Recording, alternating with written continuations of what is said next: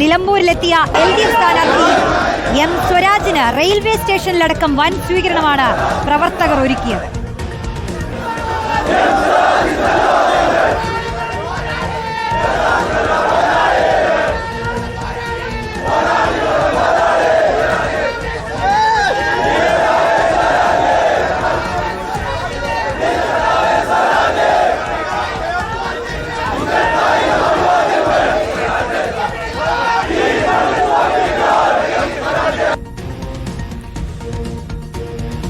പ്രചാരണത്തിന്റെ ദൃശ്യങ്ങളാണ് ഇപ്പോൾ പ്രേക്ഷകർ കാണുന്നത്. VS രഞ്ജിത്ത് നൽകും വിശദാംശങ്ങൾ. രഞ്ജിത്ത്, നേരത്തെ തന്നെ കളത്തിലിറങ്ങി പ്രചാരണം തുടങ്ങിയ UDF സ്ഥാനാർത്ഥി ശക്തനായ എതിരാളിയെ ഇറക്കി ലേറ്റ് ആണെങ്കിലും ലേറ്റസ്റ്റ് ആയി വന്ന LDF സ്ഥാനാർത്ഥി എല്ലാവരും ഇന്ന് റോഡിൽ ഒന്നിച്ച് ചേർന്ന് നടത്തിയ ആ ഒരു വീര്യം അത് എത്രത്തോളം പ്രകടിപ്പിക്കാൻ കഴിഞ്ഞു ഈ ആദ്യ ദിവസങ്ങളിൽ തന്നെ രഞ്ജിത്ത്?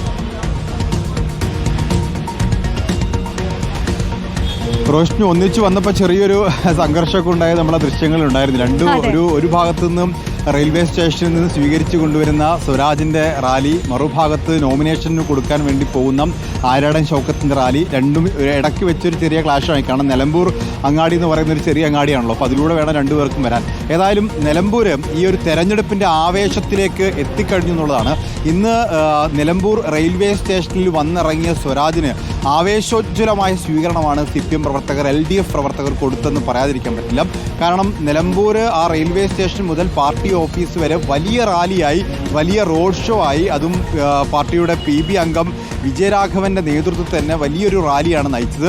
അപ്പോൾ ആ റാലി പാർട്ടി ഓഫീസിലെത്തി. ഇന്നിപ്പോൾ ഉച്ചയ്ക്ക് ശേഷം ഇവിടെ വലിയൊരു റാലി റോഡ് ഷോ ആണ്. ഇവിടുന്ന് ഈ കോടതിപ്പടിയിൽ നിന്ന് തുടങ്ങി നിലമ്പൂരിൻ്റെ ചില ഭാഗങ്ങളിലൂടെ കടന്നു പോകുന്ന 3-4 കേന്ദ്രങ്ങളിലൂടെ കടന്നു പോകുന്ന റോഡ് ഷോ ആണ്. സമാനമായി തന്നെയാണ് ആര്യാടൻ ഷൗക്കത്തും ഇന്ന് രാവിലെ നോമിനേഷൻ കൊടുക്കാൻ വേണ്ടി വീട്ടിൽ നിന്നിറങ്ങി UDFൻ്റെ മുതിർന്ന നേതാക്കന്മാർ, KPC പ്രസിഡന്റും അടൂർ പ്രകാശ് ഉൾപ്പെടെയുള്ള മുതിർന്ന നേതാക്കന്മാരുടെ സാന്നിധ്യത്തിലാണ് ആര്യാടൻ ഷൗക്കത്ത് ഇന്ന് നോമിനേഷൻ കൊടുത്തത്. നിലമ്പൂർ ഉപതെരഞ്ഞെടുപ്പ് ഒരു സംഭവബഹുലമായ രീതിയിലേക്ക് പോവുകയാണ്. കാരണം അൻവർ മുന്നണിയിലേക്കില്ല എന്ന് ഒരു ഭാഗത്ത് പ്രഖ്യാപിക്കുന്നു, എന്നാൽ മത്സരിക്കാനില്ല എന്ന് പറയുന്നു. അതോടൊപ്പം തന്നെ ഇന്നിപ്പോൾ പ്രധാനപ്പെട്ട UDF സ്ഥാനാർത്ഥി നേരത്തെ തന്നെ സ്ഥാനാർത്ഥിത്വം പ്രഖ്യാപിച്ച് പ്രചരണത്തിന് ഇറങ്ങിയ സ്ഥാനാർത്ഥിയാണ്. അദ്ദേഹത്തിൻ്റെ നോമിനേഷൻ ഇന്ന് സമർപ്പിച്ചു. അദ്ദേഹവും ഇന്ന് ഉച്ചയ്ക്ക് ശേഷം റോഡ് ഷോ ഒക്കെ ആയിട്ട് ഇറങ്ങുന്നുണ്ട്. ഇപ്പോൾ സ്വരാജ് അല്പസമയത്തിനകം ഇങ്ങോട്ടെത്തും. 2:30 മണിയാണ് നേരത്തെ പറഞ്ഞിരുന്നത്. പക്ഷേ ഈ രാവിലത്തെ സ്വീകരണമൊക്കെ കഴിഞ്ഞ് ലേറ്റായി വന്നതുകൊണ്ട് ഇന്നിപ്പോൾ ഇവിടെ വൈകുന്നേരത്തെ റോഡ് ഷോയും അല്പം വൈകുമെന്നാണ് തോന്നുന്നത്. എല്ലാവിധ സജ്ജീകരണങ്ങളും അതിനുവേണ്ടി സ്ഥാനാർത്ഥിക്ക് സഞ്ചരിക്കാനുള്ള തുറന്ന വാഹനം സജ്ജമായിട്ടുണ്ട്. അതുപോലെ ഇപ്പോൾ പാർട്ടി പ്രവർത്തകരൊക്കെ വലിയ കൊടികളൊക്കെ ആയിട്ട് അല്ലേ, ഈ കൊടികളൊക്കെ ഒന്ന് വീശി കാണിക്കാൻ പറ്റുമോ? അല്ലേ, ഇത് വീശാനുള്ളതല്ലേ, വീശിക്കൊള്ളുന്നു അല്ലേ? അപ്പോൾ ഇങ്ങനെ വലിയ കൊടികളൊക്കെ ഉയർത്തി കാണിച്ച് അത് ഒരു ആവേശമുണ്ടാക്കാൻ, നിലമ്പൂർ അങ്ങാടിയെ വിറപ്പിക്കുന്ന രീതിയിലുള്ളൊരു ആവേശത്തോടു കൂടിയുള്ള പ്രവർത്തനങ്ങളിലേക്ക് പോവുകയാണ്. വലിയ ബലൂണുകൾ കെട്ടിയ വാഹനങ്ങൾ, ജീപ്പുകൾ, തുറന്ന വാഹനങ്ങൾ, ബൈക്കുകൾ, അങ്ങനെ എല്ലാം കൊണ്ടും റോഡ് ഷോയുടെ ഒരു ആവേശത്തിലേക്ക് നിലമ്പൂർ കടക്കുന്നു. അതേസമയം തന്നെ ആര്യാടൻ ഷൗക്കത്തിൻ്റെ റോഡ് ഷോയും അതുപോലെ തന്നെ പ്രചരണ പ്രവർത്തനങ്ങളും പോകുന്നു. ഇന്നിപ്പോൾ ആദ്യ ദിവസമാണ് സ്വരാജിനെ സംബന്ധിച്ച്. സ്വരാജ് ആദ്യമായിട്ട് സ്ഥാനാർത്ഥിയായതിനു ശേഷം ഇവിടേക്ക് വന്നിറങ്ങുകയാണ്. യഥാർത്ഥത്തിൽ ഈ നാട്ടുകാരനാണ് സ്വരാജ് എങ്കിൽ കൂടി സ്ഥാനാർത്ഥിയായി അദ്ദേഹം ഇങ്ങോട്ട് വരുമ്പോൾ അതിൻ്റെ ഒരു പ്രത്യേകതയുണ്ട്. ഈ നാട്ടുകാരുടെ സ്വന്തം സഖാവ് അവരുടെ സ്വന്തം ചിഹ്നത്തിൽ മത്സരിക്കുന്നു. കാരണം 2016-ലും 2021-ലും ഒക്കെ സ്വതന്ത്ര സ്ഥാനാർത്ഥിയായിരുന്നു PV അൻവർ.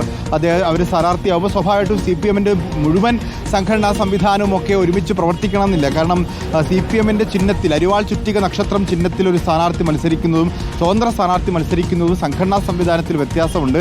ഇവിടെ ഇപ്പോൾ 2006-ലാണ് അവസാനം ഒരു സ്വതന്ത്ര സ്ഥാനാർത്ഥി ഒരു പാർട്ടി ചിഹ്നത്തിലൊരു സ്ഥാനാർത്ഥി 2006-ലാണ് ഉണ്ടായിരുന്നത്. അത് ശ്രീരാമകൃഷ്ണനായിരുന്നു. അതിനുശേഷം പാർട്ടി ചിഹ്നത്തിൽ മത്സരിച്ചിട്ടില്ല. ഇപ്പോൾ പാർട്ടി ചിഹ്നത്തിൽ വീണ്ടും മത്സരിക്കാനെത്തുന്നു. 1967-ൽ ഇവിടെ സഖാവ് കുഞ്ഞാലി, നിലമ്പൂരുകാരുടെ സഖാവ് കുഞ്ഞാലി മത്സരിച്ചതും അരിവാൾ ചുറ്റിക നക്ഷത്രത്തിലായിരുന്നു. പിന്നീട് ഇങ്ങോട്ട് 3 തവണ LDF ജയിച്ചു കയറിയതപ്പോൾ TK ഹംസ ആണെങ്കിൽ DCC പ്രസിഡന്റായിട്ട് TK ഹംസ ഇവിടെ വന്നിട്ട് സ്വതന്ത്രമായി മത്സരിച്ചു. പിന്നെ PV അൻവർ 2 തവണ സ്വതന്ത്രമായി മത്സരിച്ചു.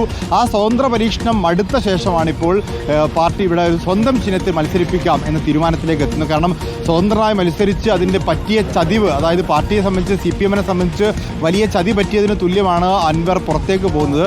അപ്പോൾ അതിന് പകരം പാർട്ടിയുടെ സ്വന്തം സ്ഥാനാർത്ഥിയെ മത്സരിപ്പിച്ച് വീണ്ടും ഒരു സ്വതന്ത്ര പരീക്ഷണത്തിലേക്ക് പോകേണ്ടതില്ല എന്ന തീരുമാനത്തിലേക്ക് എത്തുന്നു.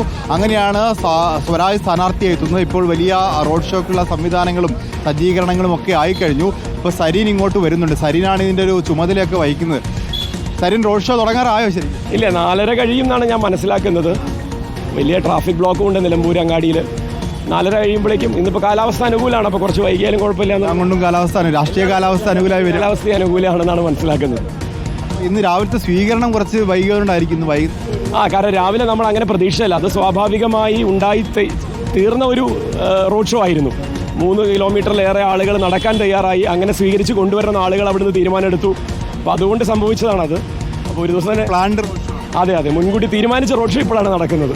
ഒരു 4 മണിയോട് കൂടി ആ റോഡ് ഷോ ആരംഭിക്കുമെന്നാണ് സരിൻ പറയുന്നത്. സരിനാണ് ഇതിനൊക്കെ നേതൃത്വം കൊടുക്കുന്നത്. പാലക്കാട്ട് സരിന്റെ സ്ഥാനാർത്ഥിത്വമായിരുന്നെങ്കിൽ ഇപ്പോൾ നിലമ്പൂരിലേക്ക് എത്തുമ്പോൾ സരിന്റെ സ്ഥാനാർത്ഥിയെ ജയിപ്പിച്ചിട്ടേ പോകുന്നുള്ളൂ, ഇനിയുള്ള ദിവസങ്ങളിലെല്ലാം താൻ ഇവിടെ ഉണ്ടാകുമെന്നാണ് സരിൻ പറഞ്ഞിട്ടുള്ളത്. അപ്പൊ നമുക്ക് നോക്കാം. എന്തായാലും രാഷ്ട്രീയ ഗോതയിൽ ഇതാ റോഡിലിറങ്ങി 2 സ്ഥാനാർത്ഥികൾ കസറുകയാണ്.